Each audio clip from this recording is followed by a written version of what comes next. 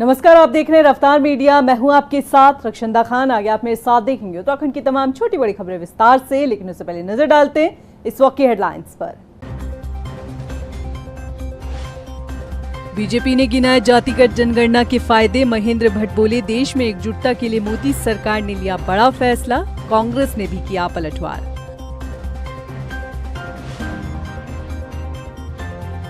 सोमवार को सीएम धामी का चंपावत दौरा। भारत नेपाल अंतर्राष्ट्रीय सीमा का करेंगे निरीक्षण। सुरक्षा व्यवस्थाओं का लेंगे जायजा।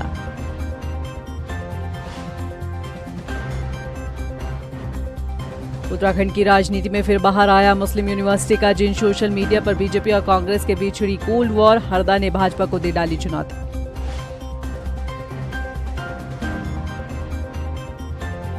हरिद्वार में एक दंपति ने ट्रेन के सामने कूदकर की आत्महत्या। मामले की तहकीकात में जुटी पुलिस। शवों की नहीं हो पाई शिनाख्त।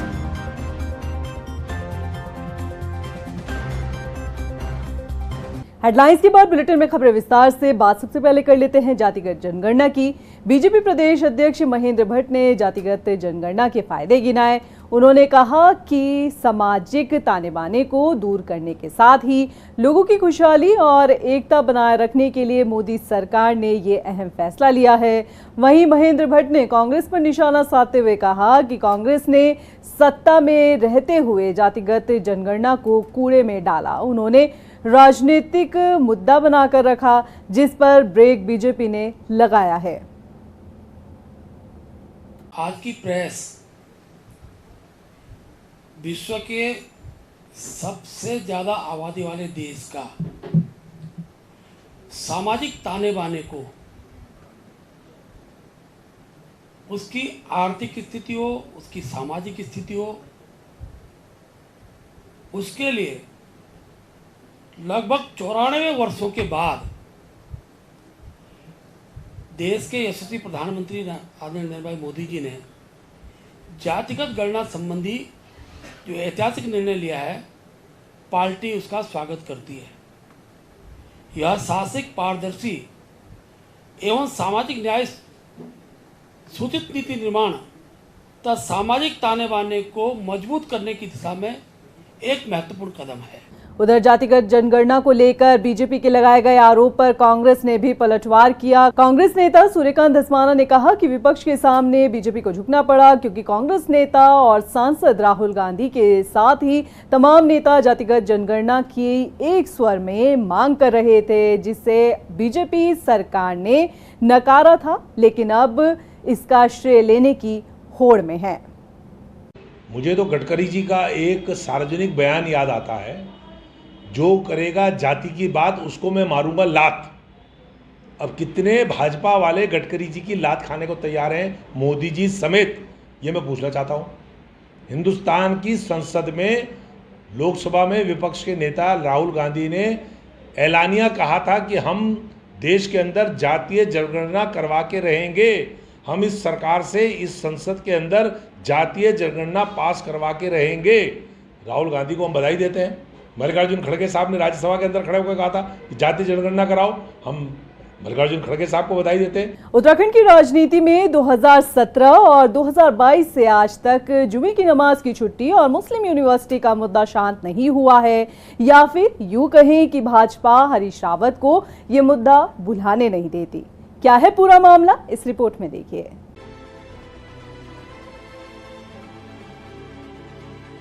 जब से उत्तराखंड राज्य बना है, तभी से उत्तराखंड की राजनीति काफी दिलचस्प रही है, लेकिन 2016 के बाद से उत्तराखंड की राजनीति में काफी उथल-पुथल देखने को मिली, और यही कारण है कि उत्तराखंड का सियासी ऊँट किस करवट बैठ जाए, शायद ही कोई समझ पाया हो।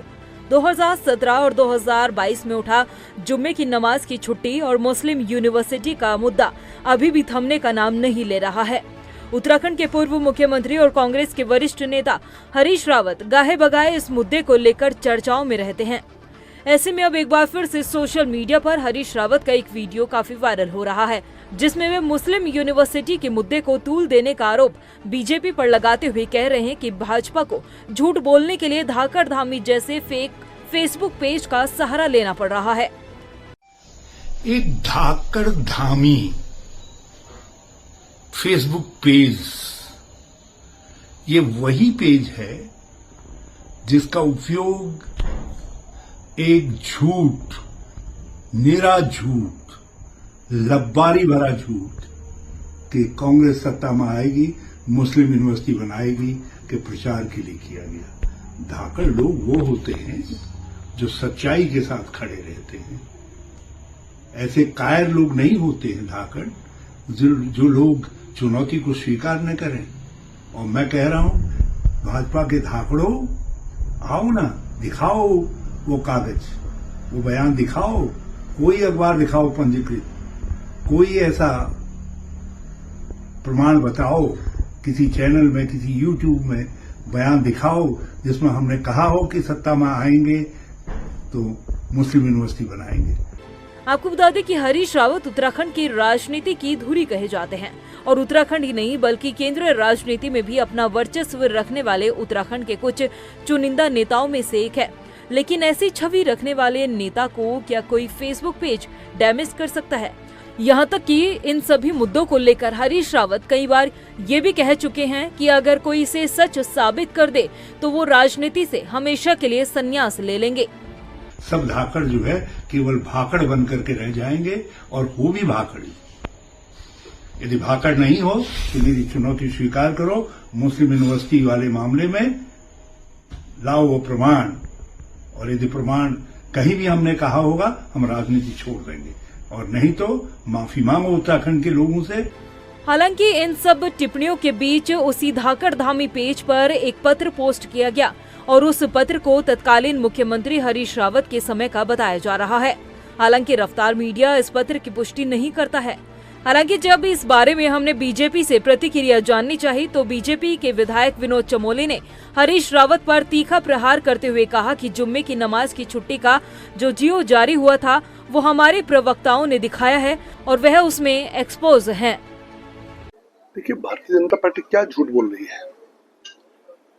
जुम्मे की नमाज के लिए उनके आदेश हैं, बाकायदा उसका जो जियो जारी हुआ था वो हमारे प्रवक्ताओं ने मीडिया को भी दिया है, वो एक्सपोज्ड है उस पूरे मामले में। और जहाँ तक अलीगढ़ मुस्लिम यूनिवर्सिटी का सवाल है, उसकी तर्ज पर उत्तराखंड में यूनिवर्सिटी बनाने का प्रश्न है, तो वो भी चुनाव के दौरान उन्हीं की सभा में उनके कार्यकर्ताओं द्वारा कहा गया था, उन्होंने कभी कंडम नहीं किया उस चीज़ को। तो ये सब चीज़ें प्रूवन फैक्ट हैं, इसमें कोई ऐसा नहीं कि भाजपा कोई नई बात कह रही है, ये बातें चली आ रही हैं। लेकिन वो भयभीत हैं, उनको लग रहा है कि जिस तरह वो मुस्लिम पर आधारित राजनीति कर रहे थे, तुष्टिकरण की राजनीति कर रहे थे, अब उन पर चस्पा हो चुकी है। जहां एक तरफ कांग्रेस लगातार चुनावों में मिली हार का दुख अभी तक नहीं भुला पा रही है तो वहीं दूसरी तरफ जुम्मे की नमाज की छुट्टी और मुस्लिम यूनिवर्सिटी का जिन आज भी कांग्रेस का पीछा नहीं छोड़ रहा है। ऐसे में बीजेपी की रणनीति से साफ जाहिर होता है कि आने वाले 2027 के विधानसभा चुनाव में भी बीजेपी इन सभी मुद्दों को जिंदा रखकर जनता के बीच जाने का काम करेगी। रफ्तार मीडिया के लिए देहरादून से सुशांत सिंह की रिपोर्ट। सोमवार को मुख्यमंत्री पुष्कर सिंह धामी एक दिवसीय चंपावत दौरे पर रहेंगे। इस दौरान सीएम धामी एसएसबी के जवानों के साथ मुलाकात करने के साथ ही भारत नेपाल अंतर्राष्ट्रीय सीमा का भी निरीक्षण करेंगे और सुरक्षा व्यवस्थाओं को परखेंगे। बता दें कि सीएम धामी के दौरे के चलते जिला प्रशासन तैयारी कर रहा है। भारत पाकिस्तान के बीच हुई सीज फायर के फैसले के बाद मुख्य विपक्षी दल कांग्रेस सदन का विशेष सत्र बुलाने की मांग कर रही है। इसको लेकर उत्तराखंड में भी आवाज उठने लगी है। कांग्रेस के प्रदेश उपाध्यक्ष सूर्यकांत धस्माना ने पूर्व प्रधानमंत्री इंदिरा गांधी की सरकार में हुई 1971 की लड़ाई का जिक्र करते हुए कहा कि जब अमेरिका ने भारत को धमकाने की कोशिश की तो भारत अपने फैसले पर अडिग रहा। बता दें कि कांग्रेस नेता युद्ध विराम से पहले अमेरिका के राष्ट्रपति डोनाल्ड ट्रंप के एक्स पर पोस्ट लिखे जाने पर सवाल उठा रहे हैं। एक बात हम ये पूछना चाहते हैं कि दोनों देश बात करेंगे, अमेरिका कह रहा, जबकि भारत का ये ऑफिशियल स्टैंड है कि जब तक आतंकवाद समाप्त नहीं हो जाएगा हम बातचीत नहीं करेंगे। तो अमेरिका अब कह रहा है कि पाकिस्तान और हिंदुस्तान बैठ करके बात करेंगे और कश्मीर का मसला भी सुलझा लिया जाएगा। तो क्या हमने ये सारी बातें अमेरिका पर छोड़ दी हैं? बड़ा सवाल है। देश में इस समय सारी देश की जनता 1971, 29 साल और ये 25 साल, इतने लंबे समय बाद, आधी शताब्दी बाद भी देश की प्रधानमंत्री इंदिरा गांधी को याद कर रहे हैं।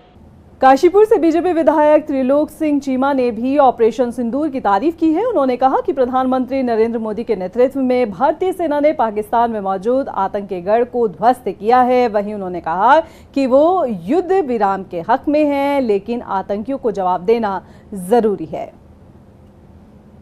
देखिए, सबसे पहले मैं सभी हिंदुस्तान के नागरिकों को, सभी भाइयों को, बहनों को, बुजुर्गों को, बच्चों को ऑपरेशन सिंदूर की कामयाबी की बहुत बहुत बधाई देता हूं।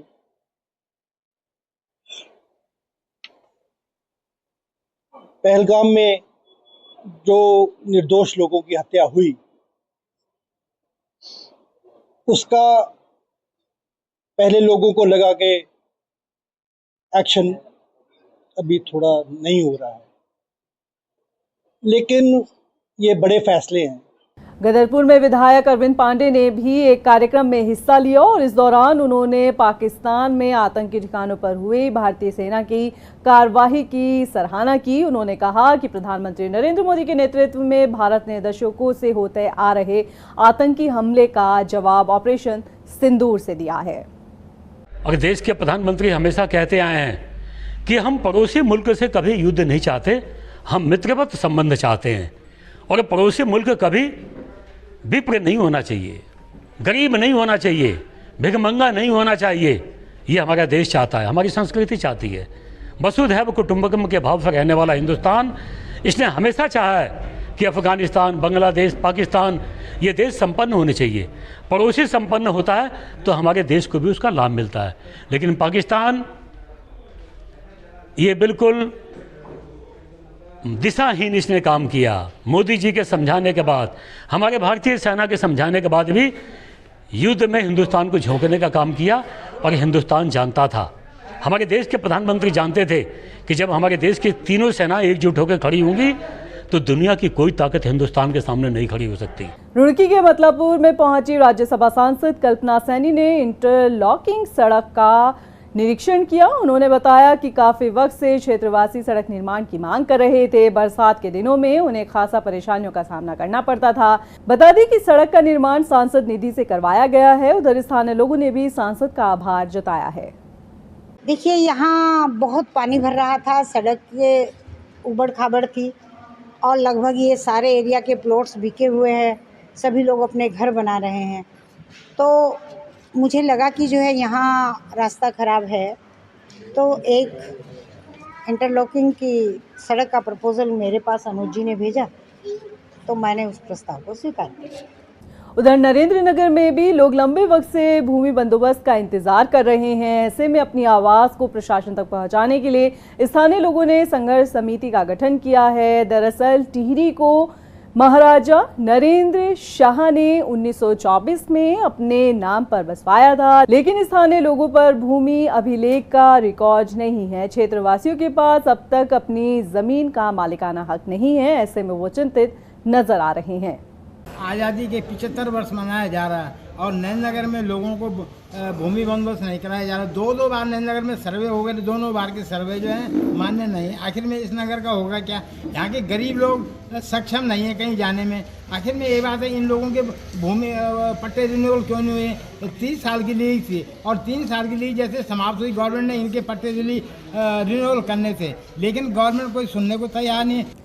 उत्तराखंड में चारधाम यात्रा जारी है और इसी बीच खराब मौसम यात्रियों की परीक्षा ले रहा है। ऐसे में जानकारी मिली है कि देहरादून से सटे हरबटपुर में बनाए गए पंजीकरण सेंटर में तूफान के चलते व्यवस्था तहस नहस हो गई है। और यहां लोगों ने कैसे अपनी जान बचाई, आइए इस रिपोर्ट में देखते हैं।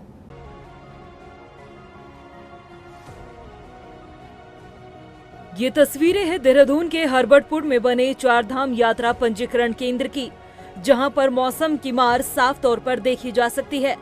बीते दिन आई भारी बारिश और तेज आंधी तूफान ने इस पंजीकरण केंद्र को पूरी तरह से तहस नहस कर डाला। इन तस्वीरों से आप हालातों का अंदाजा लगा सकते हैं कि जहां भी नजरें दौड़ाई जाए उधर ही बिखरा हुआ सामान, टूटा हुआ टेंट और अव्यवस्थाओं का अंबार दिखाई दे रहा है। गनीमत ये रही कि किसी भी तरह की जनहानि नहीं हुई। समय रहते सभी तीर्थ यात्रियों को प्रशासन द्वारा सुरक्षित स्थानों पर पहुंचाया गया। मौके पर मौजूद श्रद्धालुओं ने कहा कि समय रहते पुलिस के जवानों ने उन्हें सही जगहों पर शिफ्ट किया, जिसके चलते बड़ा हादसा होने से टल गया। यहाँ पे अभी थोड़ा 30-40 सेकंड का बहुत जोरदार तूफान आया था, पर अभी फिलहाल सब कुछ व्यवस्थित है और अच्छे से सब है, किसी को कुछ लगी वगी नहीं है। सबसे पहले तो हम लोग बस में थे, जब हमने ये देखा तो हम बहुत ज़्यादा शॉक हो गए। हमारे ड्राइवर ने बहुत ज़्यादा स्ट्रगल किया और उनको रोक दिया गया, और जब हम यहाँ पे उतरे तो हमारे उतरने के पहले ही यहाँ पे पुलिस तैनात थी अपने अपने पॉइंट पे। 20 से 25 पुलिस थी और उन्होंने हमें अच्छे से गाइड किया कि हमें कैसे बस से उतर के एक सुरक्षित स्थान पे पहुंच जाना है। नहीं, सुरक्षा तो बहुत अच्छी रही। जो पुलिस, जैसा सबसे पहले तो हमको पुलिस लोगों ने रोक दिया कि भाई आगे तूफान है, आप सबसे पहले आप गाड़ी रोक दो, और जब आगे सब कुछ नॉर्मल हो जाएगा उसी के बाद ही हम आपको गाड़ी को ले जाने देंगे, इस तरह से उन्होंने हमको बोला। और उन्होंने जो मतलब सुरक्षा के लिए उन्होंने बहुत अच्छा से मतलब हमको मतलब समझाया कि भाई आगे तूफान चल रहा है तो प्लीज़ आप लोग मत जाना। इस तरह से उनकी तरफ से उन्होंने हमको पूरे समझाने की कोशिश की और हमने उनकी बात को समझा और हमने हमारा जो ट्रैवलिंग था वो स्टॉप किया। वही विकासनगर के पुलिस क्षेत्र अधिकारी भास्कर शाह ने कहा कि तेज हवा और भारी बारिश के चलते टेंट क्षतिग्रस्त हो गए हैं, लेकिन फिर से सभी चीजों को व्यवस्थित कर दिया गया है।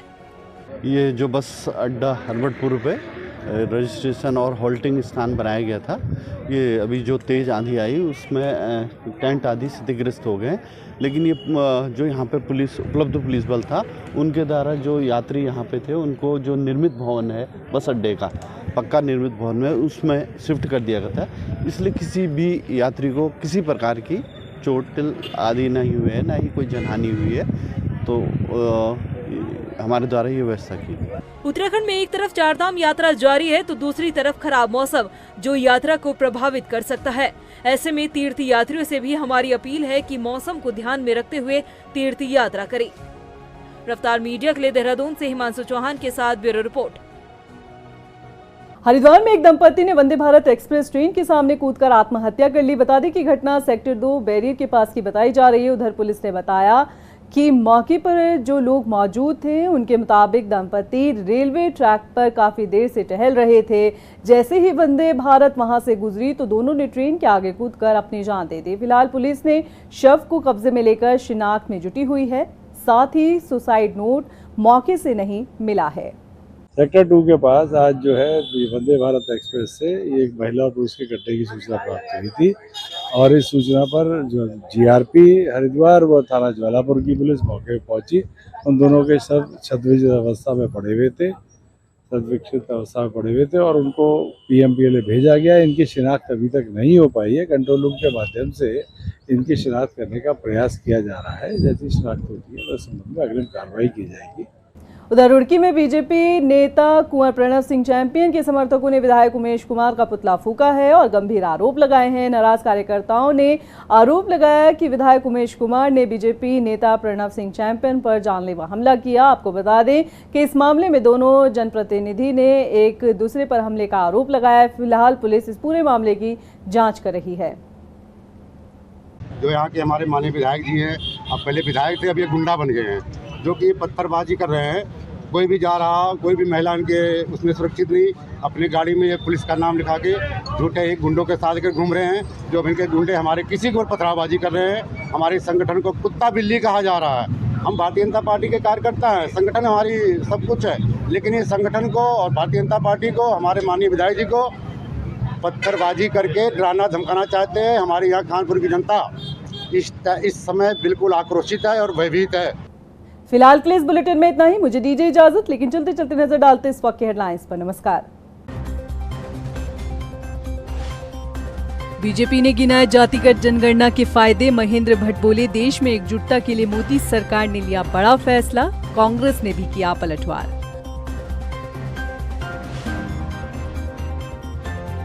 सोमवार को सीएम धामी का चंपावत दौरा। भारत नेपाल अंतर्राष्ट्रीय सीमा का करेंगे निरीक्षण। सुरक्षा व्यवस्थाओं का लेंगे जायजा।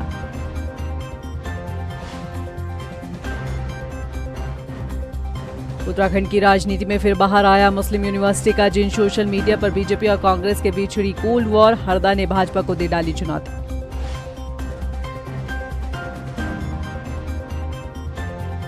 हरिद्वार में एक दंपति ने ट्रेन के सामने कूदकर की आत्महत्या। मामले की तहकीकात में जुटी पुलिस, शवों की नहीं हो पाई शिनाख्त।